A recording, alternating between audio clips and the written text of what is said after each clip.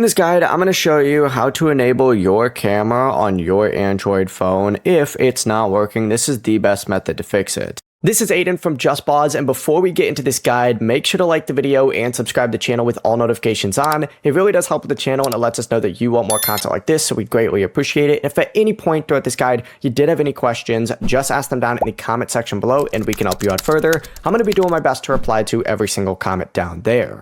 First things first, swipe up and you need to open up settings and you need to scroll down on here until you see apps. Go ahead and select apps to open it up, and you need to find the app where the camera is not working.